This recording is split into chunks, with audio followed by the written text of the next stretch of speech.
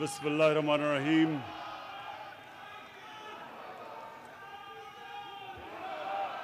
ایاک نعبد و ایاک نستعین. شکریہ. جناب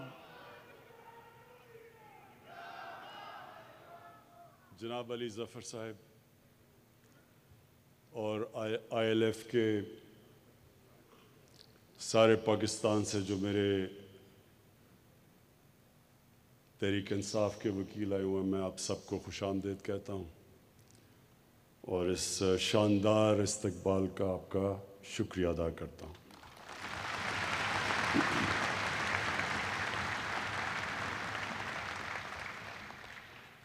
مجھے علی ظفر کی جو انہوں نے مختصر تقریر کی، مجھے جو چیز پسند آئی، انہوں نے حضرت علی رضی اللہ تعالیٰ کا، انہوں نے جو ان کا قول تھا کہ کفر کا نظام چل جائے گا، لیکن ایک نظام جس میں ناانصافی اور ظلم ہو وہ نہیں چل سکتا. یہ اس سے پہلے جو احمد اویس نے بات کی کہ مدینہ کی ریاست یہ کیا تھی، کہ میں نے جان کے الیکشن سے پہلے مدینہ کی ریاست کی بات نہیں کی، کیونکہ میں یہ نہیں چاہتا تھا کوئی یہ سمجھے کہ میں اس کو استعمال کر رہا ہوں ووٹ لینے کے لیے.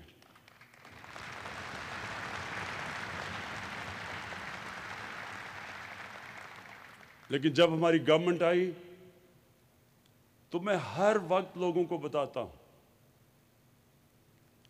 کہ جب تک ہم اس ویژن کی طرف نہیں جائیں گے، وہ جو نظریہ تھا پاکستان کا، جو قائد اعظم نے بار بار انہوں نے کہا، ان سے جب پوچھا کہ پاکستان کی کانسٹیٹیوشن کیا ہوگی، انہوں نے کہا ہماری کانسٹیٹیوشن 1400 سال پہلے بن گئی تھی.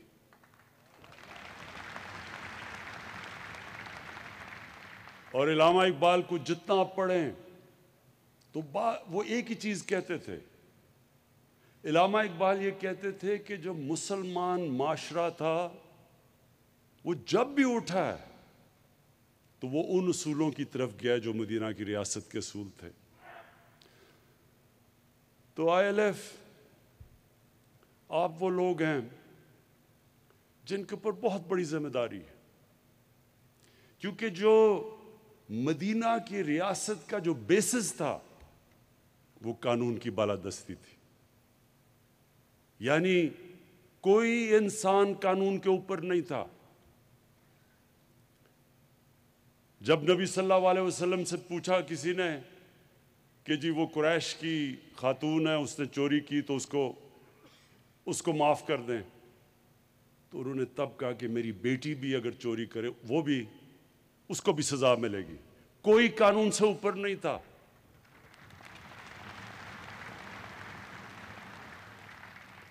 یہ یاد رکھیں، یہ ایک سویلائز سوسائٹی کا بنیاد ہے قانون کی بالادستی. کوئی سوسائٹی جس کے اندر قانون کی بالادستی نہیں ہے، رول آف لا نہیں ہے، کبھی مقابلہ نہیں کر سکتی اس معاشرے کا جس میں رول آف لا ہے. مسلمانوں سے پہلے رومنز دنیا کی سپر پاور تھے، رومن لا تھا. باقیوں کو وہ باربیرینز کہتے تھے کیونکہ ان کے پاس قانون نہیں تھا. گریکس اس سے پہلے تھے، ان کی سٹی سٹیٹس تھی، ڈیموکریٹک تھی، قانون تھا. وہ آگے نکل گئے دنیا سے. جب مسلمانوں کا عروج ہوا تو میں اس لیے بار بار اپنی یوتھ کو کہتا ہوں، نوجوانوں کو کہتا ہوں، وہ اسٹڈی کریں، وہ تاریخ کا حصہ ہے، وہ کوئی میتھولوجی نہیں ہے. ایک 623 کو کیا تھا، ہجرت ہوئی. اس کے بعد کیا 625 کو جنگ بدر ہوئی، 636 کو رومن ایمپائر بیزنٹائن یارموک کی جنگ کے اندر ہار جاتا ہے، جو 625 صرف 313 لڑنے والے تھے۔ 11 سال کے بعد رومن ایمپائر گر جاتا ہے، 12 سال کے بعد پرشین ایمپائر ان کے سامنے گر جاتا ہے۔ تاریخ کا حصہ ہے۔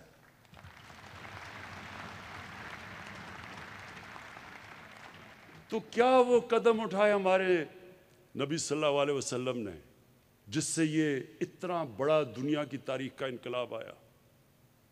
یہ ہمیں اسٹڈی کرنا چاہیے۔ میں نے یہ اپنے ہائر ایجوکیشن کو کہا ہے کہ ہماری یونیورسٹیز کے اندر پی ایچ ڈی اسکالرشپ دیں، بتائیں، ہمارے نوجوان اسٹڈی کریں، کیونکہ یہ تاریخ کا حصہ ہے۔ کیا تھا وہ انقلاب؟ کیسے وہ عرب جن کو پوچھتا کوئی نہیں تھا، 2 سپر پاورز تھی، ایک طرف پرشین امپائر، دوسری طرف رومن امپائر، وہ کیا چیز انہوں نے کی کہ دنیا کی تاریخ بدل گئی؟ اور ایسا سارے سائنسدان مسلمان سب سے عظیم دنیا کی قوم بن گئی۔ تو یہ بڑا ضروری ہے۔ اس لیے ILF، اس لیے اللہ قرآن میں کہتا ہے کہ نبی صلی اللہ علیہ وسلم کی زندگی سے سیکھو، ان کی سنت پہ چلو۔ ان کی سنت پہ جو انسان چلے گا وہ بڑا انسان بن جائے گا، کیونکہ ان سے بڑا انسان کبھی آیا ہی نہیں ہے دنیا میں، نہ آ سکتا ہے۔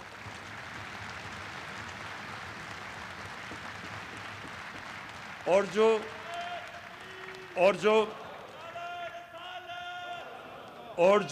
ایک منٹ سنو، اور جو مدینہ کی ریاست تھی، جو بھی ملک ان اصولوں پہ عمل کرے گا وہ اوپر اٹھ جائے گا۔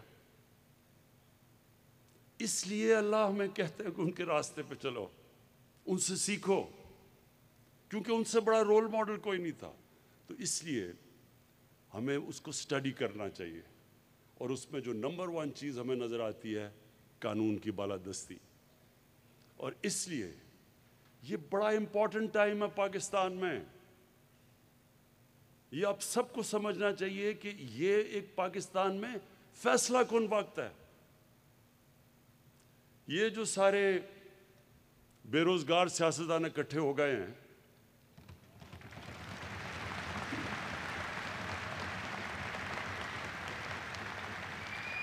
اس کا ایک منٹ سنیں، اس کا اب سب پوچھیں کہ یہ سارے اکٹھے ہوئے کیوں ہیں، اور اس کے اندر آپ کو سمجھ آ جائے گا کہ یہ کتنا فیصلہ کن وقت ہے پاکستان میں۔ یہ سارے اکٹھے اس لیے ہوئے ہیں کہ یہ قانون کی بالادستی نہیں مانتے۔ یہ کہہ رہے ہیں اصل میں کہ ہم قانون سے اوپر ہیں، ہم جواب دہ نہیں ہیں، ہم چوری کریں، ہم ڈاکے ماریں، ہمیں کوئی ہاتھ نہ لگائے۔ ہم اگر کوئی ہاتھ لگائے گا تو جناب یہ انتقامی کارروائی ہوگی، عدالت فیصلہ کرے گی۔ پورا 2 سال کے بعد JIT کے بعد عدالت فیصلہ کرتی ہے تو وہ اگلا کہتا ہے مجھے کیوں نکالا؟ مانتا ہی نہیں ہے۔ پاکستان کا سپریم کورٹ کے وہ فیصلے نہیں مانتا۔ اس کے بعد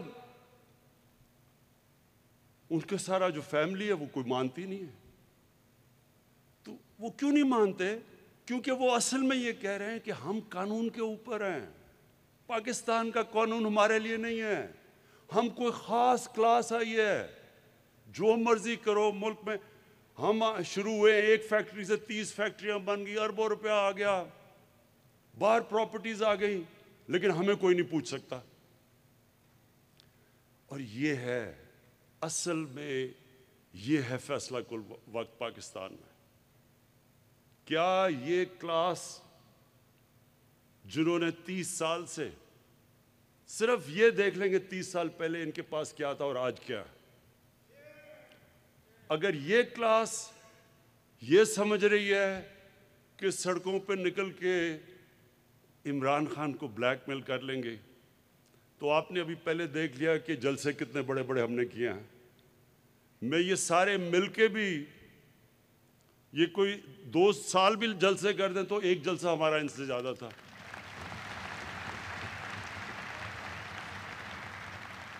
اور اس کی وجہ ہے لوگ نکلتے ہیں کسی مقصد کے لیے, کسی نظریے کے لیے نکلتے ہیں. لوگ نکلتے ہیں ظلم کا مقابلہ کرنے کے لیے. لوگ کسی کی چوری بچانے کے لیے نہیں نکلتے. خود لندن بیٹھا ہوا ہے, کارکنوں کو کہہ رہے جناب آپ جا کے آپ سڑکوں پہ نکلیں اور اس کی چوری بچائیں. وہ آپ قیمے کے نان بھی کھلا دیں وہ پھر بھی نہیں نکلیں گے. زبردستی لوگوں کو پیسے. اچھا مجھے یہ بھی پتا ہے کہ پیسے بھی بڑے چلانے کی کوشش کریں گے, یہ پیسے بھی آ رہے ہیں ان کے لیے. میں سارے ان کے کارکنوں کو کہتا ہوں پیسے بھی کھائیں, قیمے کے نان بھی کھائیں, لیکن آرام سے گھر بیٹھیں. لیکن مجھے ایک ان کا نیا سپوکسمین بنا ہے.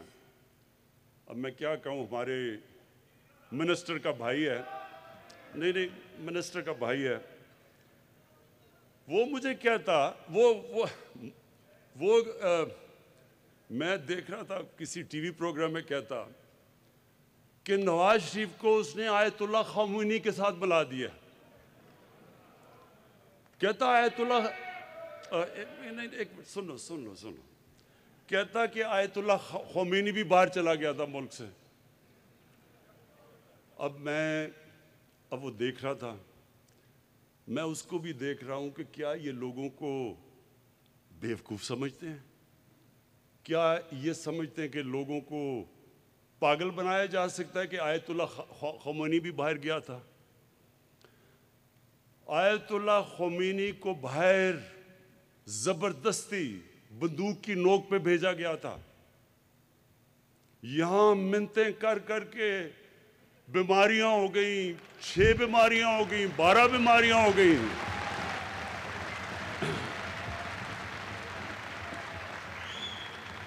مجھے یاد, اب ہماری کیبنٹ کی میٹنگ ہو رہی ہے, سنیں ذرا, ابھی سنو کیبنٹ کی میٹنگ ہو رہی ہے, ذرا سنیں. اب جناب کیبنٹ کی میٹنگ ہو رہی ہے, ہمیں ایک عدالت نے کہہ دیا کہ جی اگر نواز شریف کو کچھ ہو گیا تو گورنمنٹ ذمہ داری ہے. اب ہم عدالت کی بھی رسپیکٹ کرتے ہیں. کیبنٹ کی میٹنگ ہو رہی ہے, 6 گھنٹے میٹنگ چل رہی ہے. ڈاکٹرز بیٹھے ہیں کہ جی یہ بھی بیماری ہوگی, اس کو یہ بھی بیماری ہوگی, اس کو یہ بھی بیماری. اب ہم سارے بیٹھے پریشان سن رہے ہیں کہ اتنی بیماریاں ایک آدمی کو ہو سکتی ہیں. جب وہ اس کی ساری بیماریاں بتائیں تو میں دیکھ رہا تھا وہ کیبنٹ میٹنگ میں شیرین مزاری, ہماری ہیومن رائٹس کی جو منسٹر ہیں, اس کی آنکھوں میں آنسو آ گئے.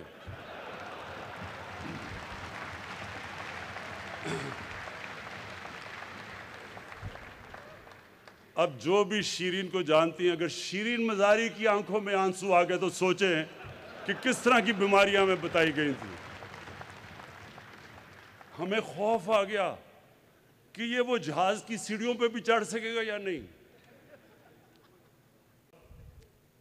یہ وہ وہاں جا کے جیسی لنڈن کی ہوا لگی, ایک اور نواز شریف نکلا ہے, اور اس کو زبیر کہہ رہے کہ یہ آیت اللہ خمینی کے ساتھ مقابلہ کر رہا ہے اس کا. آیت اللہ خمینی سے ایران کی پبلک پیار کرتی تھی. آیت اللہ خمینی اس کے لیے ہیلی کاپٹر سے لاہور سے نہاریاں نہیں آیا کرتی تھی. وہ تھوڑا سا دہی اور روٹی پہ گزارا کرتا تھا. وہ جب آیت اللہ خمینی اس دنیا سے گیا تو وہ چھوٹا سا اس کا گھر تھا. وہی سرکار مدینہ کی ٹریڈیشنز پہ, ان کی سنت پہ چل رہا تھا. انہوں نے بھی مسجد نبوی میں رہے. جب مسلمانوں کی فوجیں سارے عرب پہ چھا گئی, انہوں نے محلات نہیں بنائے. آیت اللہ خمینی کی لندن میں اربوں اربوں روپے کی اس کے اور اس کے بچوں کی جائیدادیں نہیں تھیں. اس کی بیٹی کے پیناما پیپرز کے اوپر 4 بڑے بڑے مہنگے لنڈن کے فلیٹس اس کے بیٹی کے نام نہیں آ گئے. اس کو مقابلہ کرنا کدھر آیت اللہ خمینی اور کدھر ہمارا نہاری کھانے والا.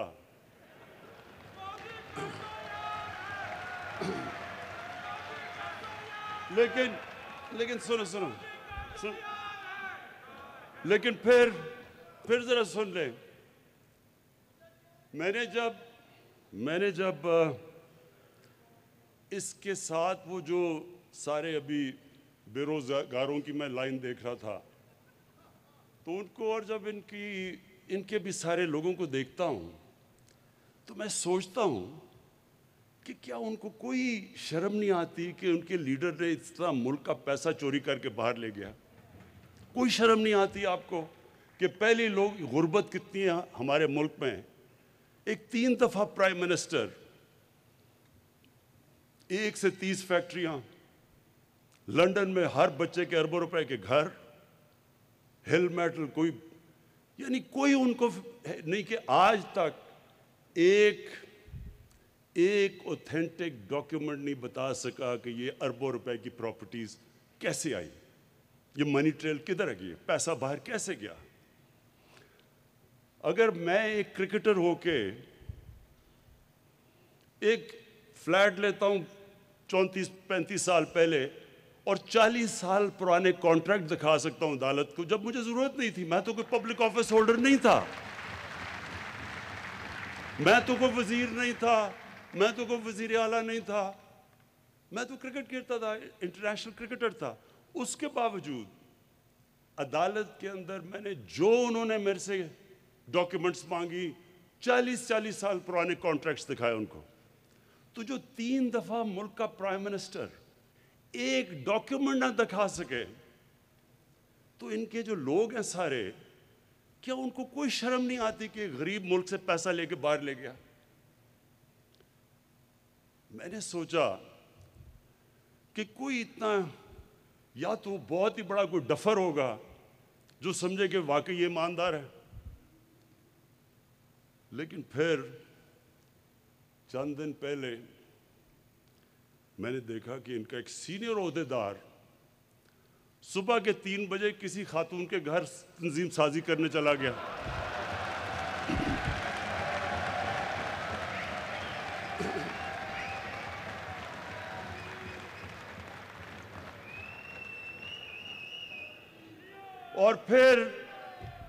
اور بڑا حیران ہوا کہ اس خاتون کے بھائیوں نے مارا کیوں اس کو. تو پھر میں نے سوچا کہ واقعی ان کی پارٹی میں ایسے لوگ ہیں جو واقعی سمجھیں گے کہ وہ ایمانداری سے پیسہ باہر لے کے گیا. دیکھیں میرے آئی ایل ایف کے باشعور لوگ، آپ سب باشعور ہیں، آپ قانون جانتے ہیں، آپ اس ملک کی فیوچر ہیں. یہ ملک، یہ اللہ کی ایک نعمت ہے ہمارے لیے. میں آج آپ کو کہہ رہا ہوں کہ اللہ نے جو اس ملک پہ ہمیں دیا ہے، ہمیں نہیں اندازہ کہ اللہ نے کیا کیا نعمتیں بخشی ہیں. لیکن اپنے ذہن میں ڈال لیں کہ کوئی ملک ترقی نہیں کر سکتا جدھر رول آف لا نہیں ہوتا. جس ملک کے اور خاص طور پہ حکمران اپنے آپ کو قانون سے اوپر سمجھتے ہیں، وہ ملک کبھی آگے نہیں بڑھ سکتا. سوئٹزرلینڈ ہے، امیر ترین دنیا کا ملک ہے، کچھ بھی نہیں ہے اس سوئٹزرلینڈ کے پاس. ہمارے یہ جو ناردرن ایریاز کے جو پہاڑ ہیں، جو یہاں جس نے بھی یہ پہاڑ دیکھے ہیں، میں نے سوئٹزرلینڈ دیکھا ہے، وہ مقابلہ ہی نہیں کر سکتا جو خوبصورتی اللہ نے یہاں دی ہے.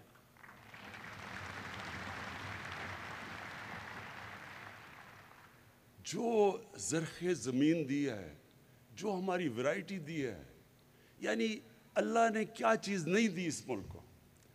لیکن یہ ذہن میں ڈال لیں کہ کبھی بھی کوئی ملک، جب اس کے حکمران اپنے آپ کو قانون سے اوپر سمجھتے ہیں اور جب وہ کرپشن پہ لگ جاتے ہیں، کوئی ملک ترقی نہیں کرتا. دنیا میں وسائل میں امیر ترین ملک ہیں، ہمارے سے بھی زیادہ وسائل ہے، لیکن ہمارے سے زیادہ غربت ہے، کیونکہ وہاں بھی ایسے لوگ بیٹھے ہوئے ہیں حکمران جو ملک کا پیسہ چوری کر کے باہر لے جاتے ہیں۔ آج یہ آپ کو سمجھنا ہے کہ دنیا سے ہو کیا رہا ہے۔ ہم اکیلے نہیں ہیں جو پاکستان میں جدھر ہماری ریسورسز چوری کر کے باہر جا رہی ہیں۔ دنیا میں غریب، یہ ابھی رپورٹ آئی ہے کہ دنیا میں جو غریب ملک ہیں ان سے ہر سال 1000 ارب ڈالر چوری ہو کے جاتا ہے مغربی ممالک میں، لنڈن میں، بڑے بڑے فلیٹس میں، آف شور اکاؤنٹس میں۔ ہر سال 1000 ارب ڈالر غریب ملکوں سے امیر ملکوں پہ جا رہا ہے۔ اس لیے تو آپ دیکھ رہے ہیں کشتیوں میں لوگ کوشش کر رہے ہیں یورپ جانے کے لیے، مر رہے ہیں، ڈوب رہے ہیں امیگرنٹس جو ہیں، کیونکہ وہ جانا چاہتے ہیں ادھر، کیونکہ ان کے ملک کھوکھلے کر دیتے ہیں۔ یہی جو ایلیٹ ہے یہ چوری کر کے ملکوں کو کھوکھلا کر دیتی ہے۔ پیسہ جب یہاں سے باہر چلا جائے تو نوکریاں تو باہر ملیں گی، یا اسکولوں میں اور ہسپتالوں میں پیسہ کیسے خرچ ہوگا جب جو بھی سربراہ وہ اپنا چیک اپ بھی ملک سے باہر کروائے ہاسپٹلز میں، تو یہاں ہاسپٹل کیسے ٹھیک ہوں گے؟ پیسہ تو باہر جا کے خرچ کر رہا ہے۔ تو یہ بڑا امپورٹنٹ ہے آپ کے لیے سمجھنا۔ یہ جو اس وقت جنگ ہو رہی ہے یہ فیصلہ کن جنگ ہے۔ یہ اسٹیبلش کرے گی کہ سارے لوگوں کے اوپر قانون جتنا مرضی طاقتور ہو، قانون کے وہ نیچے ہے، اور وہ جتنی مرضی یہ بلیک میل کریں۔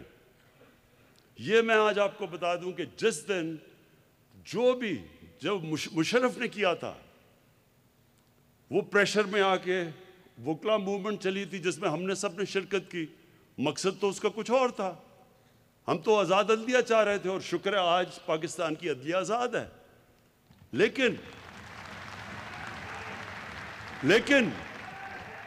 لیکن اس پریشر میں جنرل مشرف اس پریشر میں آ کے این آر او دے گیا دونوں کو، اور وہ این آر اوز نے پچھلے 10 سال میں جو اس ملک کے ساتھ کیا ہے، اس ملک کی جو انہوں نے معاشیت تباہ کی ہے، جو قرضے چڑھائے ہیں، ہمیں آگے کہتے ہیں کہ جناب آپ جواب دیں۔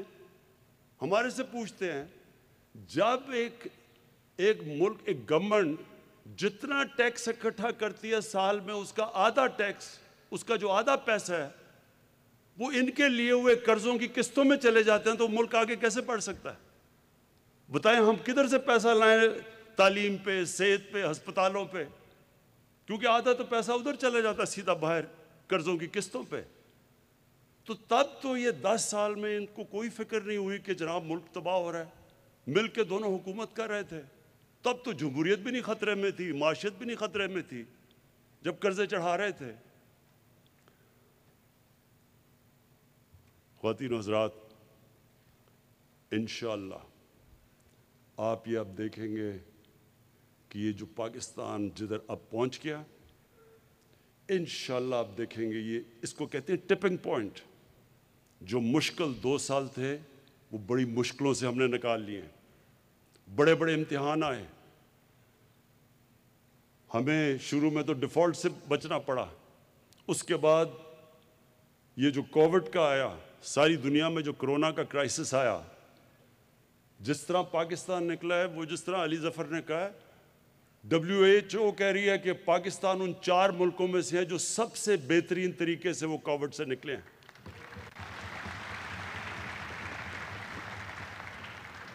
ادھر سے نکلے تو پھر یہ جو ڈاکوؤں کی کولیشن ہے، انہوں نے کوشش کی ہمیں فیٹف کے قانون کے اوپر پھنسانے کی۔ انہوں نے کہا اگر آپ فیٹف پہ اگر ہمیں بلیک لسٹ ہو جاتے ہیں تو پاکستان کے اوپر سینکشنز لگ جائیں گی، تو معاشیت تو تباہ ہو جائے گی۔ تو فیٹف کو بلیک میل اس سے کیا ہمیں این آر او لینے کے لیے۔ این آر او کہتے جی اچھا منافقت دیکھیں، ہم کوئی این آر او نہیں مانگ رہے۔ وہ جو انہوں نے ہمیں جو کہا جی ہم فیٹف میں تب آپ کے ساتھ چلیں گے اگر 34 شکیں نیب کے قانون کی 38 میں سے 34 شکوں کو چینج کرو، تب ہم فیٹف کے اوپر ووٹ دیں گے، مطلب نیب کو ختم کر دو۔ اس میں کوشش کی، بلیک میل کی۔ जब उधर से निकले तो अब ये घबरा गए। घबराए इसलिए हैं कि पाकिस्तान इस वक्त ऊपर जा रहा है। इस महीने आप हैरान होंगे सब कि सारी दुनिया में इस वक्त मुश्किल हालात हैं। पाकिस्तान में जो सीमेंट की सेल हुई है पिछले महीने, वो पाकिस्तान की तारीख में सबसे ज़्यादा हुई है। जो पिछले महीने मोटरसाइकिलों की एक मिनट जो मोटरसाइकिल की सेल हुई है पाकिस्तान में, वो भी रिकॉर्ड सेल हुई है एक महीने में। इसका मतलब कि मुल्क आगे निकल रहा है। इसका मतलब कि हम अब वो बुरे बुरहान से निकल रहे हैं। इसलिए भी इनको मुश्किल पड़ी हुई है कि जल्दी जल्दी से तब्दीली ले, गवर्नमेंट चेंज करो। देखें,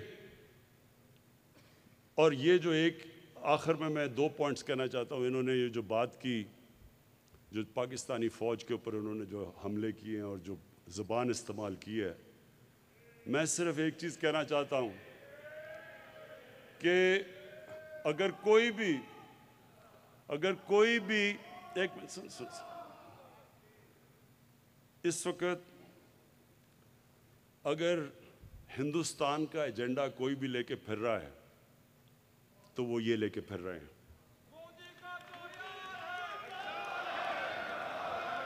पूरा पाकिस्तानी फ़ौज के जो ये ज़बान इस्तेमाल कर रहे हैं, ये वही एजेंडा है जो फैटफ का एजेंडा है, जो हिंदुस्तान पूरी कोशिश कर रहा है पाकिस्तान को ब्लैक लिस्ट करने में। ये वही एजेंडा है कि अगर पाकिस्तानी फ़ौज कमज़ोर होती है तो आप खुद ही देख लें मुसलमान दुनिया में इस वक्त क्या हो रहा है। लिबिया से लें, सीरिया में चले जाएं, इराक़ में जो क्या हुआ, अफ़गानिस्तान में क्या हुआ, सोमालिया में क्या हो रहा है, यमन में क्या हो रहा है, सारी मुसलमान दुनिया में आग लगी हुई है। जिस तरह अली ज़फ़र ने कहा, हमें फ़ख्र करना चाहिए अपनी फ़ौज को कि इतना बड़ा जो दहशतगर्दी की यहाँ जंग चली, आज हम महफूज हैं। उनकी कुर्बानियों की वजह से हम महफूज हैं। पाकिस्तानी फ़ौज के ऊपर ये जो उंगलियां उठा रहे हैं, मैं इनसे सवाल पूछता हूं कि मुझे क्यों नहीं कोई प्रॉब्लम, मुझे कोई पाकिस्तानी फ़ौज से क्यों प्रॉब्लम नहीं है? मुझे क्यों हर जगह पाकिस्तान की फ़ौज खड़ी है, पाकिस्तानी गवर्नमेंट के साथ, हर एजेंडा के साथ खड़ी है? हमें क्यों नहीं प्रॉब्लम? कौन सा मेरा मंशूर है जिसके पीछे हमारी फ़ौज ने मदद नहीं की, बल्कि उधर जिधर फ़ौज नहीं भी करती, मसलन कोरोना में उन्होंने हमारी मदद की, फ़ौज का तो काम नहीं था। हाँ, कराची में मदद की, जिधर बड़ा बचाया, जो नालों के अंदर उन्होंने फ़ौज की वजह से सफाई की, बच गया कराची। एक मिनट सुन लें, एक मिनट सुने प्लीज़ सुन लें। तो मैं ज़रा आज को बताना चाहता हूँ कि इनका मसला क्या और मुझे क्यों नहीं कोई मसला। ये आपने सबने समझना है कि ये इशू है क्या। इशू ये है कि अगर आज इमरान खान पैसा बनाना शुरू कर दे और अगर मैं यहाँ से पैसा चोरी कर करके बाहर मनी लॉन्ड्रिंग शुरू कर दूँ, तो सबसे पहले हमारी ISI को पता चलेगा। क्यों पता चलेगा? क्योंकि ISI एक दुनिया की टॉप एजेंसी है, मानते हैं उसको।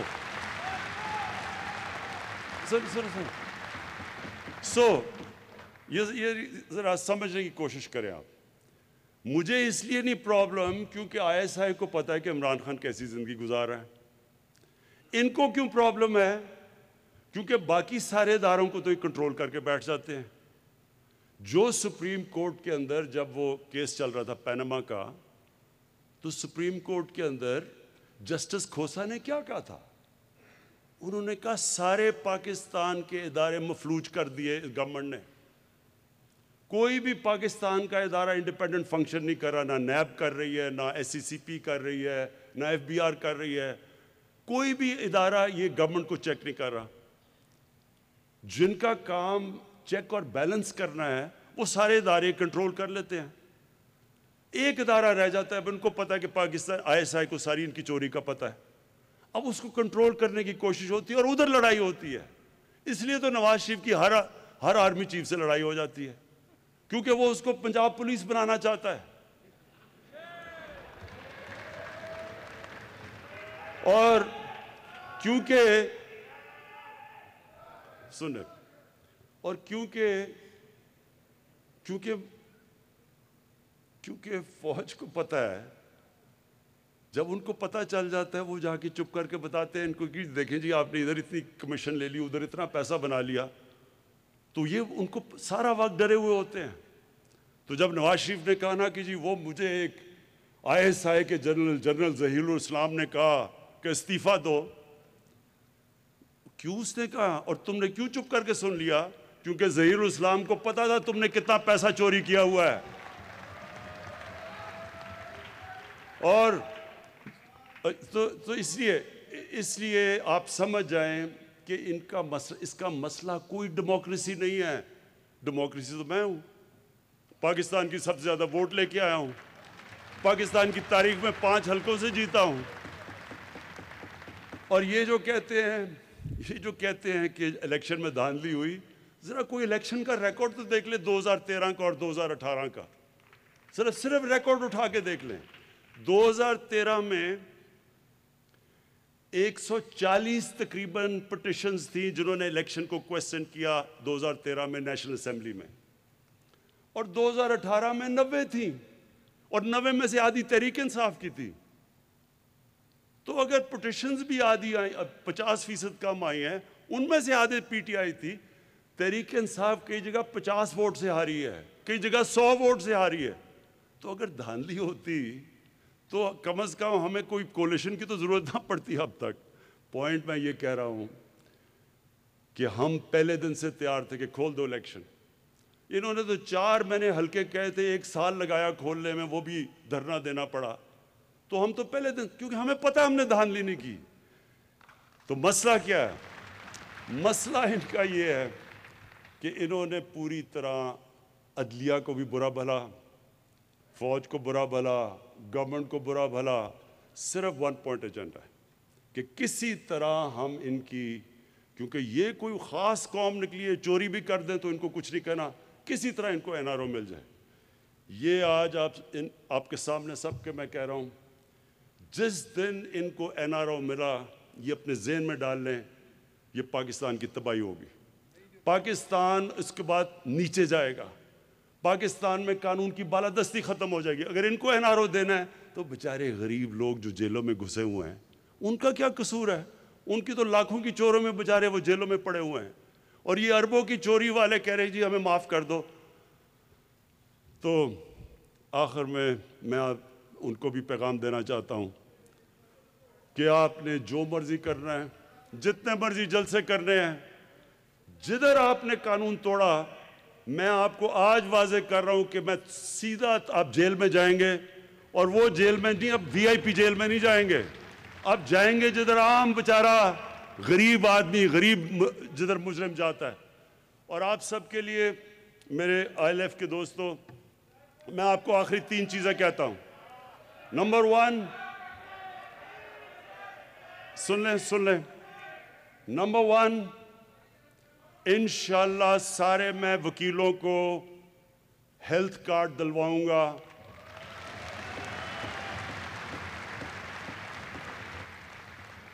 کیونکہ ہمیں پتہ ہے زیادہ تر جو وکیل وہ مشکل محنت کش لوگ ہیں، اور ان کے لیے اگر ایک گھر میں بیماری ہو جائے تو انشاءاللہ ہم ILF کو ایک ہیلتھ کارڈ، اور اس کے لیے پوری ہم تیاری علی ظفر کے ساتھ ہم کر رہے ہیں۔ نمبر 2، جو ہم احمد اویس نے کہا تھا کہ گھروں کا، کہ گھر ہونا چاہیے، چھت ہونی چاہیے، اس کے لیے نیا پاکستان جو ہم ہاؤسنگ بنا رہے ہیں، اس کا مقصد کیا ہے؟ اس کا مقصد یہ ہے کہ دیکھیں لوگوں کے پاس کیش نہیں ہوتا گھر خریدنے کے لیے، تو نئے پاکستان کے اندر ہاؤسنگ میں ہم پہلی دفعہ پاکستان میں بینک فائنانس کر رہے ہیں، اور بینک فائنانس ایسے کر رہے ہیں کہ 5% انٹرسٹ کے اوپر لمبی ہم فائنانسنگ کریں گے، تاکہ وہ جو لوگ تنخواہ دار ہوں، وہ یا جن کے پاس پیسہ نہ ہو پورا گھر لینے کے لیے، ان کے لیے ہم آسانی پیدا کریں کہ وہ آسان قسطوں میں اپنا گھر لے لیں۔ تو انشاءاللہ اس میں بھی آپ کے لیے اس کے لیے مدد کریں گے. اور تیسری چیز یہ جو ابھی بات کی احمد اویس نے، یہ ساری دنیا میں ہوتا ہے. جو بھی چیزیں جو مثلا کانٹریکٹ سائن ہوتے ہیں ہر جگہ پٹیشنز، اس کے اندر وکیل ہوتے ہیں. وکیلوں کا اس لیے آپ کے لیے روزگار بھی ہو جائے گا، آپ کے لیے آمدنی بھی ہو جائے گی، اور یہ پریکٹس ساری دنیا میں ہوتی ہے. تو انشاءاللہ یہ بھی ہم تینوں چیزیں آپ کو کر دیں گے.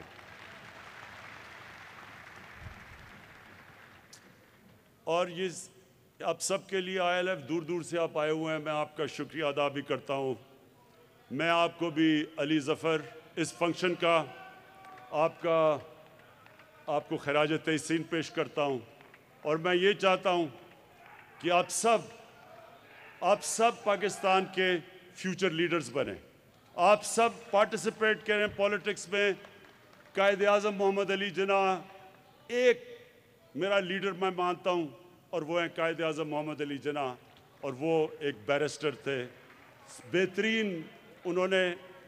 قائد اعظم نے ہمیں اصل میں بتایا کہ پولیٹکس کیا ہوتی ہے، نظریہ کیا ہوتا ہے، ایمانداری کیا ہوتی ہے. اور میں چاہتا ہوں کہ آپ سب وکیل ان کی مثال کے اوپر چلیں. بہت بہت شکریہ.